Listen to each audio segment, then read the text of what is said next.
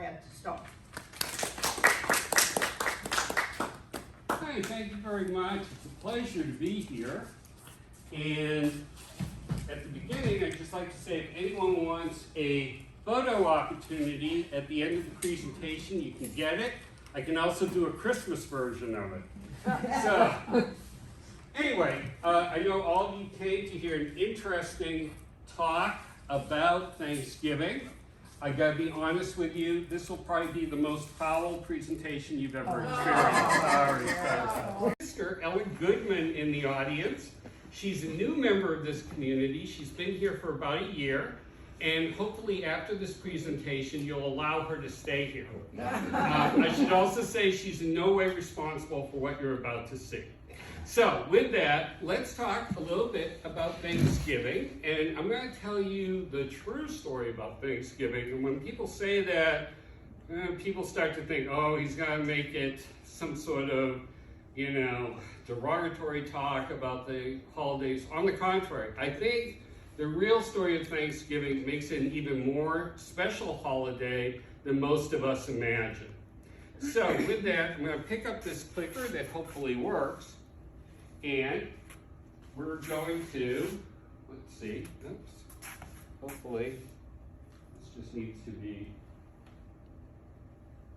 here we go. All right, so we're going to talk about how the Civil War forged the modern American Thanksgiving. And to begin with, let's talk about what Thanksgiving is. What is its definition? Well, as you can see here, according to the Cambridge English Dictionary, it has two. One, Thanksgiving, the act of saying or showing that you are grateful, especially to God.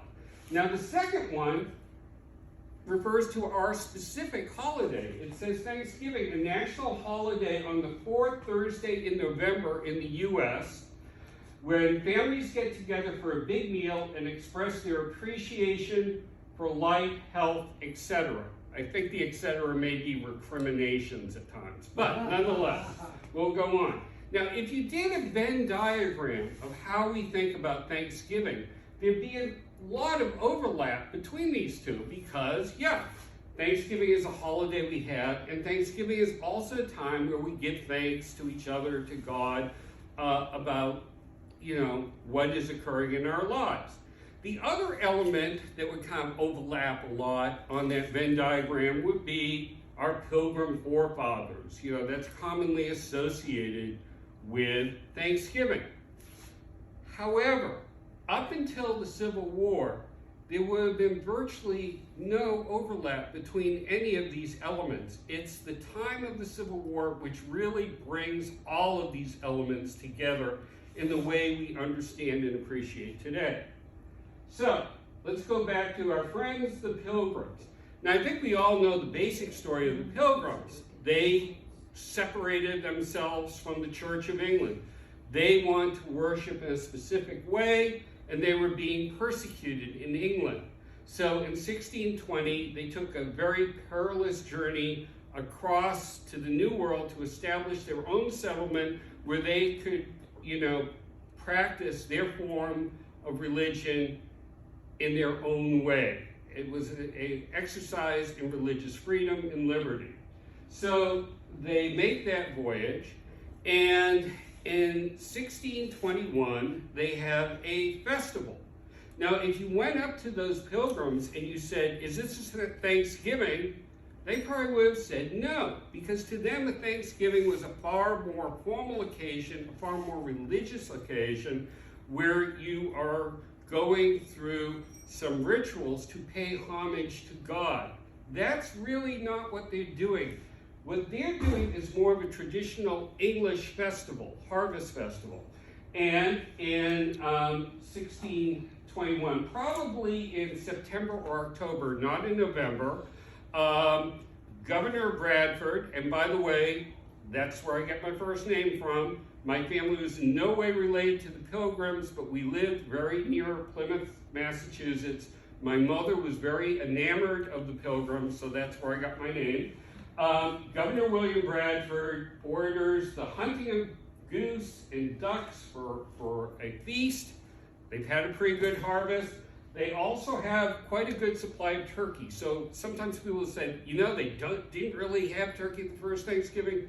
Yeah, they probably did. So they have this feast, but again, it's not strictly a pilgrim religious feast in any way, because most of the attendees aren't even pilgrims. They're the local Indian tribe, the Wampanoags. In fact, twice as many Wampanoags join this celebration as there are pilgrims. And this thing lasts over the course of 3 days. And speaking of courses, this presentation is not just your typical boring historical presentation. Rest assured, it will be boring, but in addition to that, it will also be an opportunity to win valuable prizes. And let me assure you that no expense whatsoever has been spared on these prizes. So let's go to the first challenge, and that is, what was the biggest meat dish served and dearly enjoyed at the original Thanksgiving? Anyone have an answer out there? Pigeons? No, not a bad guess though. Venison? You are absolutely correct, ma'am. A round of applause for her. And here's a present you will dearly enjoy. These are actually the antlers for one of the deer served at the Thanksgiving festival. So there you go. And I think they're suitable for your friend too. All right, round of applause. Yay! You can. All right. So that was first challenge question. Gamely answered. So yeah, this is gonna be an ordeal. All right. So yeah, venison. And who brought that? The Wampanoags. They brought 5 to this feast. So was it the first Thanksgiving? Well, technically speaking, no. I would argue, though, in many ways it is, even though it may not have been intended so. The Pilgrims had a horrendous experience starting after they left England. They had to go for 66 days across the Atlantic in the Mayflower. I don't know if any of you have ever seen the replica of the Mayflower, which is in Plymouth, Mass. It is a tiny ship, and to have all those souls crammed into it, it was a horrendous journey. Then, the first winter they have they just get decimated. And only 44 of the original 104 Mayflower passengers survived. That's how devastating the winter was. And then to make matters worse, during the first year they're there, they have to undertake a very risky military action to save their Wampanoag allies. And so by the end of this period, when they're having this harvest festival, this is really the first time since they've left England that they have some sense of stability, and they are grateful to God. They've emerged more united than ever, not only amongst themselves, but with their Wampanoag allies. So this is a very important benchmark occasion for them. This is a moment when the community had surmounted a series of existential threats and had survived, and in some way they are acknowledging to themselves and to God their gratitude for it. And I argue this does set a precedent in many ways for things that will occur in America's history later on, most especially the Civil War. So there's always this question whenever you raise Thanksgiving, hey, wait a second, why are we singling out the Pilgrims? There were other celebrations, they could be called festivals or feasts or even Thanksgivings, held in other parts of the country even earlier than the Pilgrims. And they were held by some Spanish colonies and some other English colonies. Why don't we acknowledge them? Why aren't they the really first Thanksgivings when we think of the holiday? Well, I would argue two things. One, yeah, these things did occur before the first Pilgrim Thanksgiving, but they only came to light after that Thanksgiving became commonly accepted as the first one. People didn't think about the first Thanksgiving until the Pilgrim Thanksgiving got almost universally adopted as the first. And then other people started saying, well, wait a second, we have another one. But I think even more importantly than that, the Thanksgiving harvest feast or Thanksgiving or the Pilgrim one is kind of special because unlike all these other colonial feasts, it is being held by a different sort of settler for a different reason, and that is most of these other earlier settlements were done for other reasons. They were done as commercial enterprises or done to spread, an empire. Pilgrims are different. They're coming over for one specific objective. They're coming over to seek religious freedom. So I think that's what truly makes it special and more an embodiment of the holiday we celebrate today. So let's move on. What happens following that harvest feast? Well, there are harvest feasts or festivals and even Thanksgivings that continue in the years following Thanksgiving, particularly in New England. And they occur at different times. They're celebrated in different ways. Indeed, some aren't feasts, they're actually periods of fasting. But they all have one common thing involved in all of them, and that is none of them, absolutely none of them, are commemorations of the 1621 feast, because that rapidly gets forgotten and will remain forgotten for centuries to come. So again, different Thanksgivings, different harvest feasts, but none of them are commemorations of the one in 1621. That fades off to oblivion. So, let's fast forward to the new America. Well, America's first official Thanksgiving proclamation will occur in December 1777, the middle of the Revolutionary War. The Continental Congress will declare a Thanksgiving. But what they mean by Thanksgiving is not what we mean by Thanksgiving. It's not a holiday. It's not to be, celebrated by feasting or anything. It's just an official acknowledgement that, the nation is thanking God for the fact that we've become a new country. Now, if we go a few years forward, we get to the new fully constituted United States. And what I mean by that is we have a constitution, we have a president. So Congress passes legislation that asks the president to declare a Thanksgiving proclamation. This is not without controversy. Some in Congress are adamantly against the idea of it, but George Washington, who is the new president, is in favor of it. So on October 3rd in 1789, he declares the first Thanksgiving proclamation. And again, it's noticeable. I highlighted certain parts of it here. It's not akin exactly to the kind of presidential proclamation we have today. One of the things I note is he starts out by saying, I do recommend. So in other words, this isn't a holiday by any way, shape, or form. It is not something that the states nor any individual is, obliged to observe. It's strictly sort of a recommendation that in whatever way you want to, you acknowledge God for, the abundance and the bounty that has been bestowed upon this new nation, America. So Washington tries to do what he can to observe the holiday, but he's challenged with the fact that this is unprecedented. So how does he observe it? Well, basically what he does is he goes to church and observes services, and that will become a regular part of Thanksgiving, particularly in the latter half of the 19th century. And then it kind of falls off, and not that many people do it now. But anyway, he does sort of set a precedent there. The other thing he does is he gives a lot of money to charity.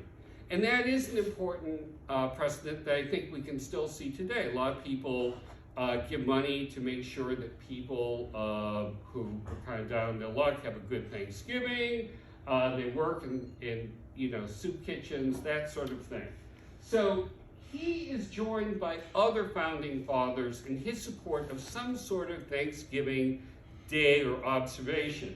And two of the prominent ones are President Adams and President Madison. So each of them do declare Thanksgiving proclamations. Again, they're not akin to what we have today, but they are an acknowledgement that the nation should take some time out and acknowledge the gifts that God has bestowed upon this nation.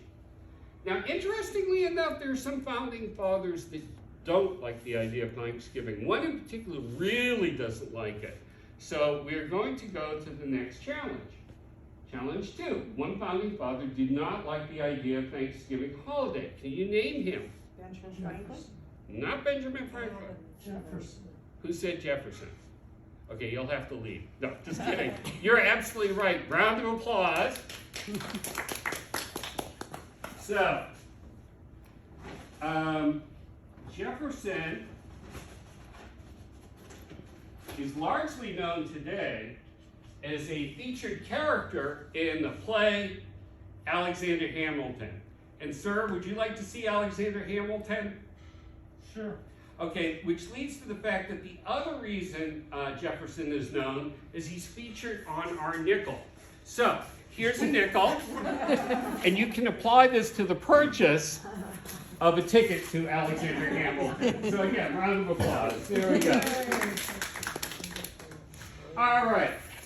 So yeah, Jefferson doesn't like it. Now, why would Jefferson not like it? Well, he doesn't like it for 2 reasons. One is he didn't like Adams. Possibly, that would be a case. But his stated objections are 1, because he thinks it violates the principle of the separation between church and state. He's not comfortable with the federal government saying, on this given day, you shall thank God for something.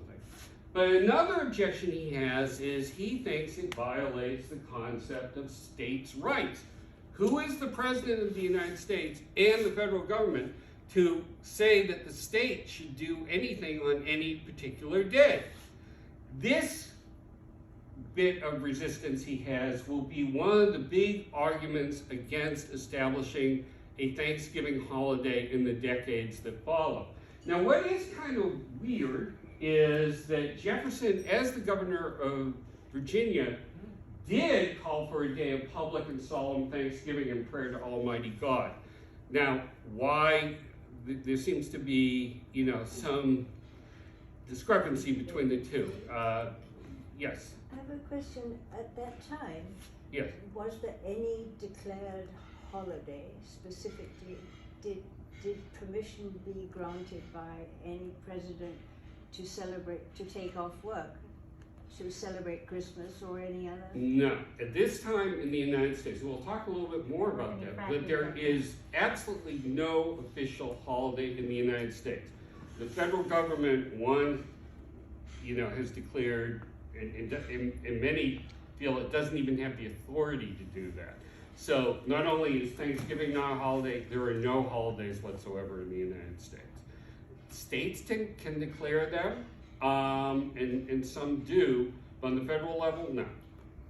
And we'll talk a little bit more about just how varied, these celebrations work. So, all right, on the one hand, there is this growing interest in Thanksgiving, but after Madison issues his final Thanksgiving proclamation in 1815, no other president for the many decades to come, all the way up to the Civil War, will ever issue another Thanksgiving proclamation again. Now, on the other hand, there is a growing interest in having Thanksgiving observances throughout the country. And they differ widely. I'll talk a little bit about that. So why is there this growing interest in having Thanksgiving observances? Because as we get into the 19th century, America undergoes what's called the Second Great Awakening. And there's this enormous religious revival, and people are getting more religious, and they like to express that through a number of ways, including having holidays set aside to give thanks to God or to celebrate God in other ways. Another holiday, aside from Thanksgiving, that more people tend to be getting into is one called Christmas, which really wasn't observed in the United States up until the 19th century. I give another presentation on that. So if in the future you're interested in that story, we'll talk a little bit more about that. But let's get back to this. So on the one hand, growing interest in Thanksgiving. So let's think about that. But now I'm going to switch to a different topic, which is, by the time of the Revolutionary War, on an entirely different track, there's growing reverence for an interest in the Pilgrims, particularly in New England. And that's because as the Revolutionary War is getting geared up, more and more people are looking to the Pilgrims as an example of what should be done. They're people that broke off from England. Now we should break off from England. So particularly in Massachusetts, in 1769, a group of New England Yankees creates a holiday called Forefathers' Day. And they celebrate it on December 22nd because under the old calendar, that's when the Pilgrims arrived in Plymouth. And so henceforth, they will recognize that day as the day to bear homage to the Pilgrims and what they did. So how did they observe that? Well, what they start to do in the earliest 20th century is establish an event to mark that day by bringing in the great speakers from all over America to give lectures or orations about the Pilgrims and what they gave to this country. And these people include John Quincy Adams, Daniel Webster, and William Seward, some of the great officials and speakers in this nation. And in 1820, Daniel Webster, one of the great orators, will get up and give a remarkable speech talking about the Pilgrims and for the first time linking them to one of the great issues of the day, emancipation. He wants to establish that the Pilgrims are the legitimate forefathers of not only New England, but the whole country, and that their vision of America would include the abolition of slavery. So in his talk, he says, "We have come here to this rock," meaning Plymouth Rock, "to record our homage to the Pilgrim forefathers and to their principles of civil and religious liberty." He goes on to say, "I deem it on this occasion to suggest that the land is not yet wholly free from the contamination of a traffic. I mean the African slave trade." And then he goes on to say, "Let us pledge ourselves here upon this rock of Plymouth that the land of the Pilgrims should no longer bear this shame." This is a very monumental statement because from this point on, this growing veneration of the Pilgrims will also be tied to the abolition movement. And this will grow in the decades to follow. In fact, leading up to just a few years before the Civil War, then Governor of New York, William Seward, will follow up on what had been said decades before. He will say political equality is nothing else than the full enjoyment by every member of the state of the absolute rights which belong to all men. So, there's this growing veneration for the Pilgrims, and there's a growing contention that their beliefs, their virtues, have to be tied into the cause of abolition. Now, let's go back to Thanksgiving. Well, as I mentioned before, more and more people are very interested in Thanksgiving. But again, they're not tying it to the Pilgrims for most of this period. They just like the idea of taking time off in some way, manner, fashion, form to pay homage to God, to thank Him. And so throughout America, you see more and more states having some sort of Thanksgiving observances. But a couple of things to note here. First of all, by the eve of the Civil War, you got 29 out of the 32 states that do have some sort of Thanksgiving observance, but they vary widely. They're not even celebrated on the same dates. Okay, moreover, there are some states, very prominent, very influential ones, that don't have any Thanksgiving observances at all, most notably the state of Virginia. They're downright hostile to it. for a couple of reasons. One, states' rights. They don't want anyone telling them when to have a holiday. But beyond that, they're starting to get very agitated about what they would refer to as Christian politics. These Christians that promote the ideals of abolition in their sermons. So, again, you have on one track the Pilgrims, you have on the other track Thanksgiving. Something will happen in the middle of the 19th century that is forever going to fuse the two, and that is, in 1841, there's a discovery of 1621 Thanksgiving, what we would call Thanksgiving. It's found in Edward Winslow. He was one of the Pilgrims. He had the Chronicles of the Pilgrim Forefathers. This is found, and within it, there are accounts of this harvest festival. People look at it and they go, oh my God, this is the first Thanksgiving. And then that's bolstered in 1855 when William Bradford's long-lost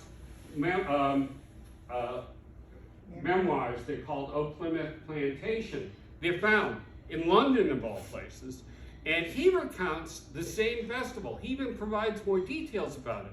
Well, that's all many people need to say, okay, now we've seen the proof.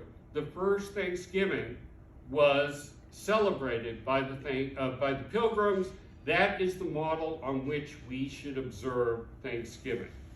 And the most influential person to push this idea is this woman, who I think many would acknowledge is really the mother of the modern Thanksgiving holiday. Her name is Sarah Josepha Hale. She is a New England gal. She's born in New Hampshire. She has a lot of amazing accomplishments. First of all, she's a strong advocate for the advancement of women's rights. This crazy notion, for example, that married women should have property rights. Go figure. Okay, she also wrote and edited extensively. She writes one of the great anti-slavery novels of the period. It's called A Tale of New England. It will go on to be a bestseller, not only in the United States, but in England as well. She authored a little poem that we still recognize today. It's called Mary Had a Little Lamb.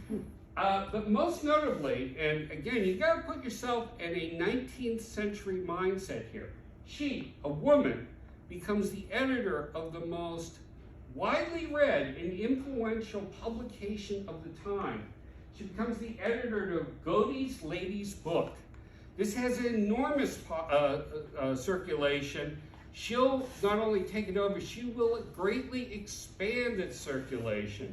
And she's also able to lure in some of the greatest writers of the time to contribute to it, including fellow abolitionists Harriet Beecher Stowe, Nathaniel Hawthorne, Washington Irving, and even Edgar Allan Poe. So she's a real powerhouse. And her passion is to establish a national Thanksgiving holiday, or as she puts it, this good old Puritan tradition. So she tries every conceivable way to promote the holiday. It includes articles talking about real, and I'm doing quotes here, accounts of Thanksgiving stories that occurred at the time of the Pilgrims and occur in her own time. These are really heartwarming things of family being together. She also publishes, and again I'm doing air quotes here, traditional Thanksgiving recipes, those that were eaten by the Pilgrims. And they include turkey, true. They also include things like pumpkin pie and potato pudding, absolutely not true. About what year was this happening? She starts doing this in 1847 and all the way up to the Civil War. So she's constantly trying to market this holiday in any way, shape, or form she can. She keeps a running yearly tally of all the places throughout the United States they're observing the holiday and when they observe it. She also uses the impending Civil War as a way to market the holiday. She says, hey, maybe if we all celebrate this holiday together on this date, it will unify the country, it will keep us together. And she says, if all the states and territories hold their Thanksgiving on the same day, there will be a complete moral and social union, of the people of America, may not this be a good omen for the perpetual political union of the state. So she's even using the impending Civil War as a way of pushing this holiday. Now, she will lobby all the way up to the Civil War. Even though she's an abolitionist, she doesn't outright state that Thanksgiving would promote abolition, but it's sort of a subtext also for her promotion of the holiday. She lobbies people at all levels, from the president to the governors to local officials, all the way. And her efforts are successful, but again, the holiday still receives a lot of pushback, particularly in areas of the country where abolition is not so strongly supported.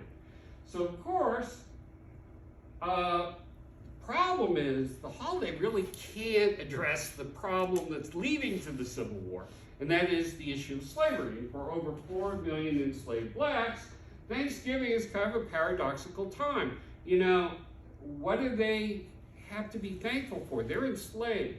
So many of them try to celebrate the day as best they can. Many of them incorporate sort of European dishes with their own cultural dishes. And indeed, enslaved blacks and free blacks end up giving us some traditional Thanksgiving dishes that we enjoy today, such as macaroni and cheese and sweet potato pie. It's also an occasion where enslaved blacks are trying to seek freedom, so they use it as an opportunity to maybe try to escape. But in any event, of course, the holiday or the movement to establish Thanksgiving can't prevent the war. The war happens. And as the war happens, in the earlier years of the Civil War, both Lincoln and Confederate President Jefferson Davis are constantly issuing Thanksgiving proclamations, but they're less proclamations than like declarations. And they're far, far different than the proclamations we have today. They're not even like the one that George Washington issued. They're basically statements they issue from time to time saying, let us thank God for this victory we have received, or let us invoke God's blessing that we can get past this terrible defeat we've just received. It's very ad hoc, and again, it's usually in response to a victory or a defeat. There's no notion that you should take off this specific day or celebrate. None of that's involved in this stuff.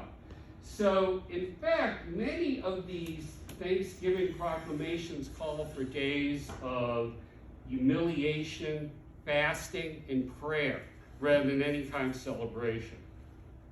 Nonetheless, Sarah Josepha Hale remains undaunted, and by 1863, she is actually able to directly go to Lincoln and make her pitch for a national holiday. And she's aided in this by the fact that Lincoln's right-hand man, the Secretary of State, is an ally of her, William Seward, who we talked about before.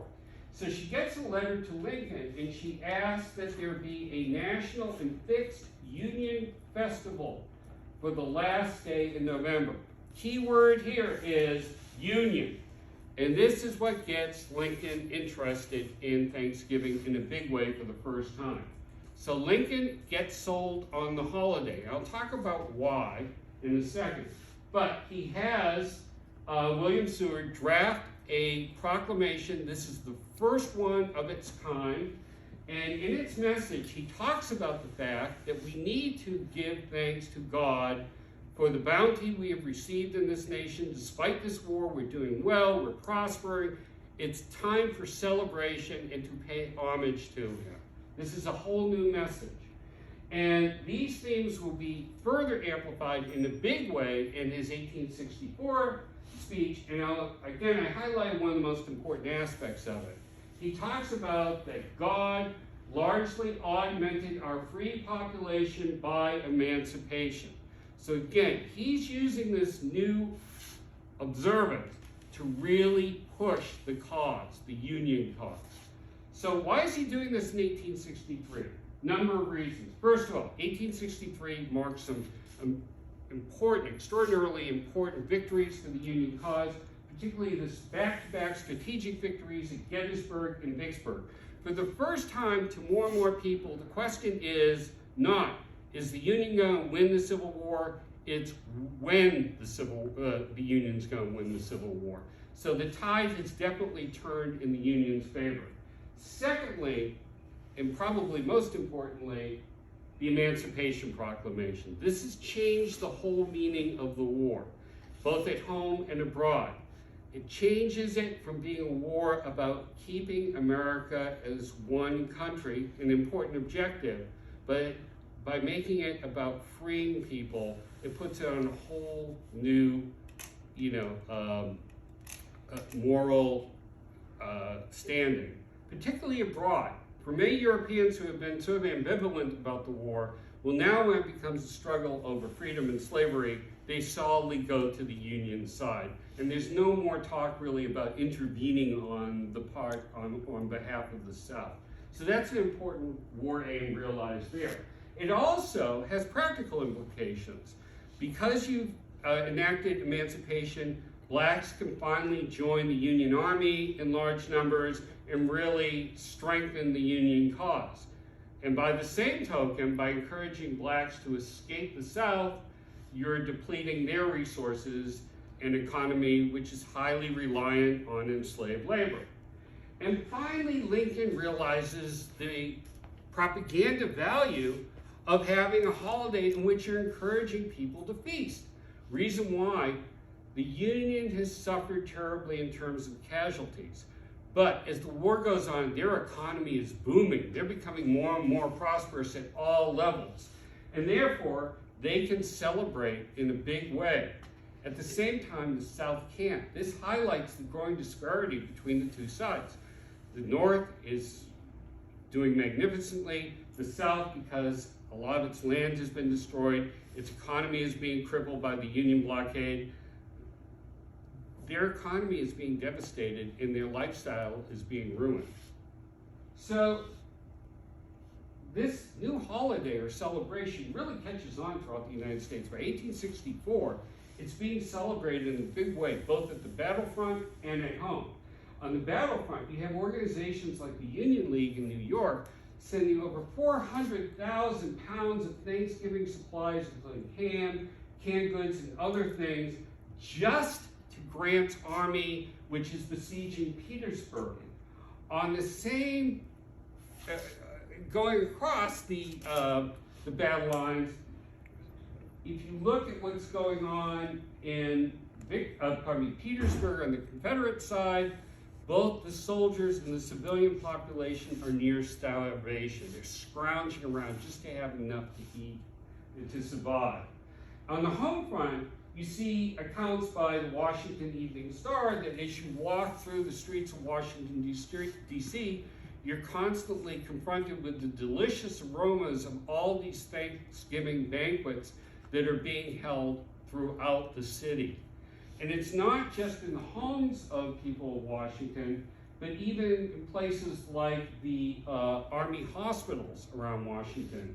The Washington Evening Star publishes this menu that's being served to the men recuperating at the Armory Square Hospital in Washington, D.C. And it has, these multiple courses. It has a meat course with roast beef, veal, baked ham. It has a poultry course with roast turkey, roast goose. It has a confectionery course. It has sundries. It has fish with 3 different types of fish. Vegetables, countless numbers of vegetables, fruits, coffee, tea, cocoa. I mean, you see this and you really get impressed by the way that this relatively new holiday is now becoming not only more and more of a permanent fixture in many people's homes, but how abundantly it's celebrated. So fortunately, in 1865, the war ends. Unfortunately, Lincoln doesn't survive long because he's assassinated. But the important thing is his legacy of this new holiday continues, and it continues to grow and grow and grow and be celebrated more universally throughout the country in a bigger and bigger way. And finally, a few years later, in 1870. Now, President of the United States, Ulysses S. Grant, will sign into law a new bill that establishes 4 federal holidays. So, ma'am, your wishes come true. Now we do have federal holidays. Thanksgiving is one of them. The 4th of July is another one. New Year's Day is one. And there's one other one. And here is the next challenge question. What's the other one? Christmas Day. Who said that? You? Congratulations. Yay! What did you say, Christmas? Round of applause. And this is such a great gift, we're going to give you an escort to your car so no one tries to steal it. Fresh from the North Pole, reindeer nuggets. Yeah. Thank you. Don't ask how they're made, just enjoy them. Okay. So that's right, it's Christmas. Now, both Christmas and at this time Thanksgiving kind of have religious connotations to them. So are they being made federal holidays to kind of impose Christian values on the country? Not really, no. As a matter of fact, Grant himself actually successfully leads opposition to legislation that would have declared America to be officially a Christian nation. No, these holidays, can be used by Christians to worship as they see fit, but they're meant to be celebrated as federal holidays as ones in which people from all sorts of backgrounds can enjoy them in whatever way they want to. So these and the 4th of July and New Year's Day, again, are promoted as all-American holidays, emphasis on all. And they're being done in that way for 2 reasons. One, it's an effort to reunite the North and the South. They've been engaged in this bitter civil war. Maybe these holidays can help bring them back together. But there's also another very important objective, and that is to assimilate all these new immigrants flooding into this country. Little known fact, even in the midst of the Civil War decade, the 1860s, even in the midst of the Civil War, over 5.5 million immigrants are flooding into the country. And in the decades that follow, that increases. So there's this desire to have these federal holidays that can help everyone from every background kind of experience, have a mutual experience that makes them feel more American. So that's what these holidays are about. And Thanksgiving in particular is promoted as that. And you can see that in this illustration by Thomas Nast. Thomas Nast, people would argue, was one of the fathers of the modern American Christmas. But he also loves Thanksgiving. And so he does this cartoon in 1869. And it's an amazing cartoon. What it shows is people of all races and backgrounds sitting around this table that is supposed to be the United States. At the head of the table is Uncle Sam, and he is serving each and every one of them as equals. And in background, you see a portrait of Lincoln and Washington and Grant.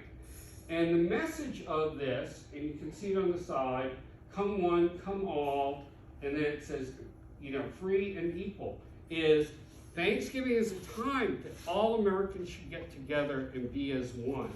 So again, this is done in 1869. This is kind of very, very enlightened for that period of time.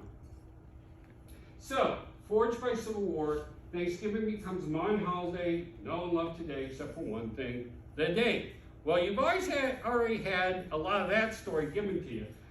Just to give you a little background, so as the decades roll on, Thanksgiving, more and more popular, gets to be associated with a lot of things like football, big parades like the Macy's Day Parade, family reunions, but there's one big difference between it and all the other federal holidays that have been designated, and that is there is no established date. And that is because everybody has presumed that it's going to be observed when Lincoln said it should be observed on the last Thursday in November.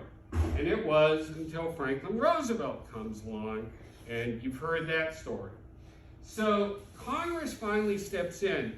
This is one instance where, whether you like them or not, most people say, Franklin Roosevelt, very astute politician, but boy, he got Thanksgiving wrong. His decision was not popular. Indeed, many of the states, as you see from this map, choose not to observe it on the day he assigned it.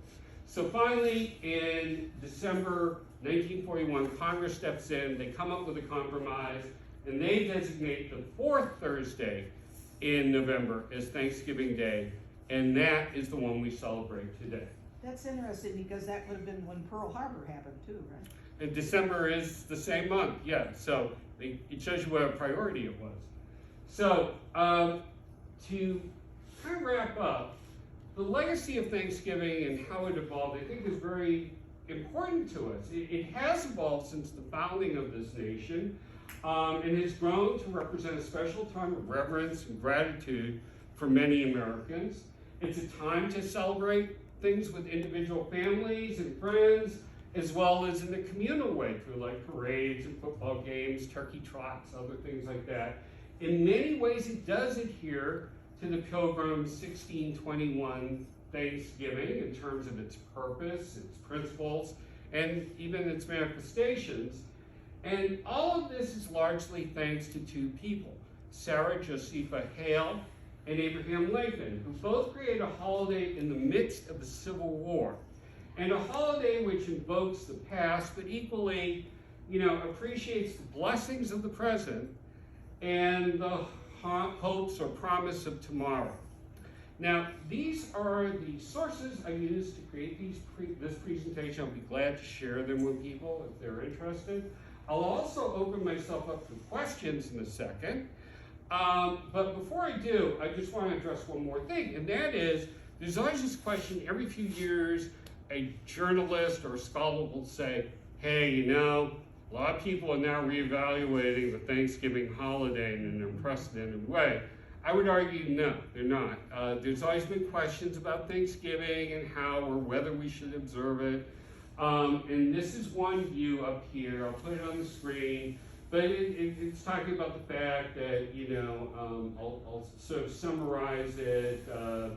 A function which originated in New England 2 or 3 centuries ago, when those people recognized that they really had something to be thankful for annually, not oftener if they had succeeded in exterminating the Indians during the previous 12 months instead of getting exterminated by the Indians.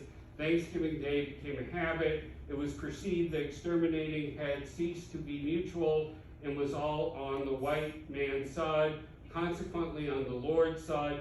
Consequently, it was proper to thank the Lord for it and extend the usual annual compliments. And it goes on to talk about, mistreatment of the Indians and that sort of thing. So if you read that statement, you might think it was written somebody recently and, has a rather dim view of Thanksgiving. And I think this person probably did to a certain extent. Can anyone guess who wrote this? Jefferson? No, not Jefferson, although he might have had some sympathy with it. It's actually written by Mark Twain in front of the New England Society in 1881. Now, he's a satirist, and, he's probably mixing some humor into it, but there is a bit of a harsh edge to it. So some people have always not been so inclined to celebrate Thanksgiving for some of the issues he raises. So I'll give you another perspective on this. And it says, we have abundant reason to rejoice. We are favored in all things that should make a nation prosperous and people happy. We have an indisputable right to an area of land sufficient for the needs of generations to come. We have a perfect form of government, wise laws, unsurpassed educational facilities for our children, and money enough for our own, invested in these blessings permanent. It is true this nation is neither numerous, wealthy, nor powerful compared to many others, but it stands and relies upon the plighted faith of the nation that has become the strongest on earth by reason of its respect for human rights. That sounds like Sarah Josepha Hale's brother. I mean, that's, wow. Talk about a super, like New England perspective on the holiday and the veneration of the Pilgrims. Who's it given by? D.W. Bushyhead, principal chief of the Cherokee Nation in 1884, around the same time that Mark Twain is giving his remarks. So Thanksgiving has always been perceived in different ways by different people. My bias is that I think it's a great holiday, and it's one that has many virtues that we still aspire to. But anyway, I thank you very much for coming out here and, staying with the talk. And if anyone has any questions, I'd be more than delighted to answer them. So thank you very much. Okay, you said that the Pilgrims helped the Wampanoag Indians. Yes. Why? And you said they were grateful that they won or something. Why is it that they were supporting the Indians? Both of them support each other. The Pilgrims, as I mentioned before, went through terrible ordeals, and without the Wampanoags' help, they probably would not have survived. The Wampanoags had also suffered through terrible ordeals. Right up until the time that the Pilgrims came, they were under a lot of pressure and threats from other surrounding tribes, and were it not for their alliance with the Pilgrims at that time, they probably would not have survived. So you have two widely different cultures, two widely different people, but they come together at a common time because they have very, very common interests. Yes? In reference to that same time, were there any instances other of hostility from Pilgrims or immigrants to the local Wampanoag or other tribes? Yeah, I think one of the big misconceptions about that period of time is people say, okay, you have the native tribes and you have the Europeans, and they're both kind of monolithic cultures that are going against each other. The truth is, at that time, it was far, far more complex, because at any given time, you have different European groups in alliances with certain tribes that are also going against other Europeans that are in alliances with other tribes. So throughout the decades, throughout the 17th century, there are a lot of instances where it's not as simple as Europeans against Native Americans. It's Native Americans against Native Americans, Europeans against other Europeans, and then combined European Native American alliances against other combined European Native American alliances. And it's a period of time where everything's sort of in play. You gotta remember, it's not only the English that are in the area. The Dutch are in New York for a good period of time. You get the French up in Canada and lower parts of New England. So there are a lot of players going on. There's even competition. We use the term Pilgrims and Puritans interchangeably.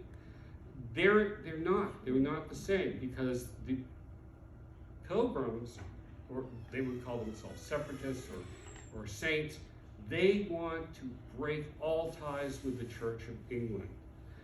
On the other hand, the Puritans, they are very upset with many elements of the Church of England, but they want to reform it. So they're not quite at the point they're breaking up. So there's even tension from time to time between the Puritans and the Pilgrims. So they never really come to armed conflict, but there's always this underlying tension. And again, it doesn't break down conveniently, Europeans on this side, native tribes on the other. Everybody's tense with each other. Yes? Didn't they try to put all the holidays on Monday? Why did Thanksgiving get excluded? I think the movement to celebrate the holidays got started I'm going way past my expertise. And bear in mind, I don't have expertise on anything, just ask my wife and child. But I think that whole movement came together in the 1970s. That was driven largely by economic considerations too, and maybe to ease some bureaucratic problems in terms of management things with the federal government in particular. I think there were certain holidays that were so fully, cooked in and had a far higher rate of reverence that they felt they just couldn't do that with those. So that's my only rationale for why they weren't included in that. Yes? There supposedly were some Indians who helped the pilgrims survive, show them, and supposedly some of those Indians attended the first Thanksgiving. Yeah, as I mentioned, the first Thanksgiving was actually mainly attended by the Wampanoags. They outnumbered the Pilgrims 2-1. There were over 90 Wampanoag Indians that celebrated the first Thanksgiving, and indeed, they're largely the ones that provided the food, some of the main food for that celebration. It lasted 3 days, and if it weren't for them, it probably wouldn't have been able to last that long. In a sense, it kind of almost took it over. They were so enthusiastic about this thing. They said, "No, we'd like to take part. We'll kind of provide all the food." So, Right, one of the Indians was Squanto. Squanto, indeed, yeah. Squanto, he was. Was there a female Indian who was famous at the time? Well, in the Jamestown settlement, there's Pocahontas. I'm not aware of any in terms of the Plymouth settlement. No. But again, Jamestown, which is sort of around the same time, definitely Pocahontas was kind of a mediating figure between the two sides. Thank you for the presentation. The thing I really wonder about is the future of Thanksgiving. In modern politics and modern America, we have some of these people from other countries who, instead of embracing the American way of life, they want to hold on to their culture from other countries, and I'm just wondering if those groups that are very prominent, if they're going to observe Thanksgiving the way past Americans have. Well, again, I'm no expert. I don't have a crystal ball, and your guess is as good as mine. I think one of the reasons I did this thing at the end is, one, so the controversy of some of the issues about Thanksgiving, even though sometimes they're portrayed as, an entirely new development, I would argue, it's always been around. It's always been a holiday that, for various reasons, has a little bit of controversy to it. And again, you have some unusual people who are very supportive of it, including the head of this, Indian tribe. In terms of people from other cultures and other, experiences, again, that's kind of the reason why we have these national holidays. And, if you ask somebody in 1869, are people gonna celebrate Thanksgiving in the way it should be celebrated? And by that they mean kind of like as a good old Yankee Puritan tradition. A lot of them would say, I don't know, these Irish Catholics, these Italians, I don't know if we'll ever get them. Germans. Germans, whatever. And that was kind of an issue because in many Catholic dioceses, there was some resistance about celebrating Thanksgiving because, it's this, holiday from these Puritans or these Pilgrims, these Protestants, and there was some resistance to having any kind of mass celebration on Thanksgiving. And it wasn't until the 1880s that, the Catholic Church finally said, it's okay, you can celebrate Thanksgiving. So there's always been kind of this question about whether people will adapt to the holiday, and I think it's a two-way street. I think people adapt to the holiday, and the holiday adapts to people. So, the Pilgrims would have no notion that on this day we would have a Macy's Thanksgiving Day parade where people would be in front of Broadway, and you'd see Broadway shows with, women or men or wearing outfits they wouldn't have approved of, or this game called football where people are doing violent injury to each other. But it's just, I would say people evolve, holiday evolve, and usually they evolve for the better. So I can't tell you what the future entails, but I'm confident in it. Right, the famous painting that you showed the Thanksgiving. Yeah. The Norman Rockwell one? Right, Yeah. right, the Norman Rockwell. So that painting was always kind of representative of the American way of life, Mhm. rather than a religious program, dinner or event. Yeah, I don't think, again, my notion of it, again, I'm not the Thanksgiving, expert or God. Look how I'm dressed. But here's the thing, the beauty of the holiday, and I would say nearly every American holiday, is you can kind of celebrate it the way you want and get out of it what you want. So for much of its history following the Civil War, it was kind of looked at as a time for people to go to church and pray. That's less prevalent now, but it doesn't negate the fact that some people look at it as kind of a quasi-religious holiday where you can give thanks to God for the abundance or the good things in your life. Other people, look at it in a more secular way, but they're not mutually exclusive. You can celebrate it as you like. But that's what I always thought. I never thought of it as a religious event. I always thought that all people gave thanks for the bounty that they have received. And Right. so forth. Well, many people do. As I said before, earlier in our history, particularly after the Civil War and the few decades leading after it, a lot of people did choose it as a time, at least in the morning, to go to services. Again, the 20th century, that seemed to drop off. Guess what? But- The Interfaith Chapel is having one over here with Right. the local rabbi and the local Right. everybody. Right, so it still has that meaning to some people, and maybe even if they don't go to church, they, at the dinner table say a prayer. And so, again, it's one of these holidays that evolves, and the great thing about this country that I think most people would agree with is it gives people the freedom to enjoy it in whatever way they see fit. Since you did research on all this information about Thanksgiving, did you happen to come across how the turkey got its name? The turkey got its name, you mean Tom Turkey? Or I'm not. which Turkey. Oh, there are various accounts. Some people say it's originally from Persia and that there may be like a Jewish origin for the name, and then there are other accounts. I really don't know if there's a definitive. Supposedly, a member of Christopher Columbus's crew, Mm-hmm. who was a so-called interpreter, Mm-hmm. knew many languages. Mm-hmm. And when he saw the turkey, Mm-hmm.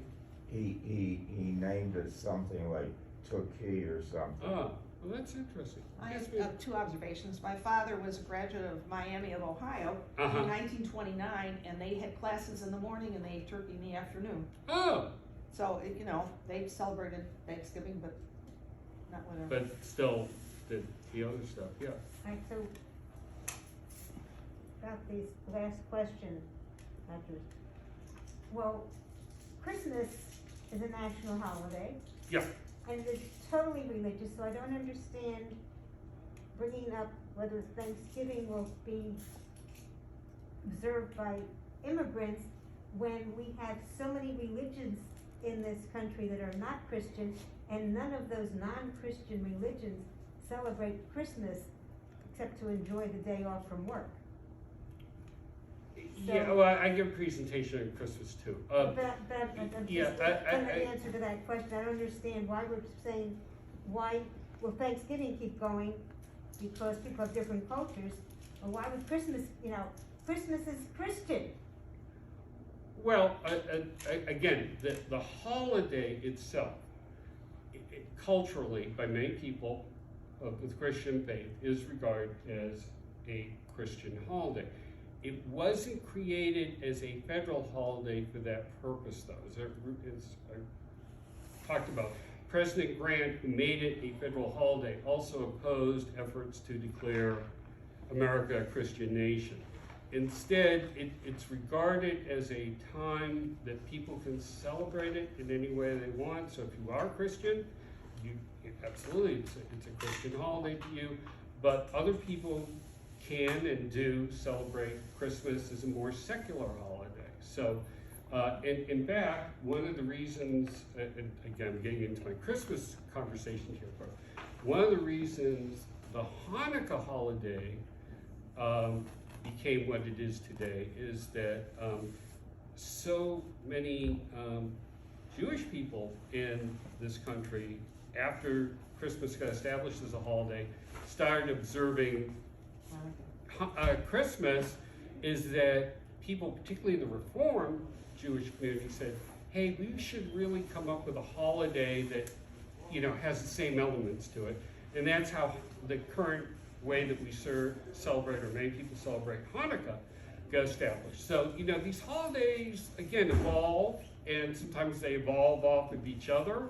And again, the great thing is that people can enjoy them in any way they see fit, and that's what makes this country great. So, anyone else? Again, if you want a I will. oh, okay, a picture with me, and we can either do it Right? as regular Thanksgiving or in Christmas mode, whatever you see fit. We can do that. But once again, thank you all for coming out.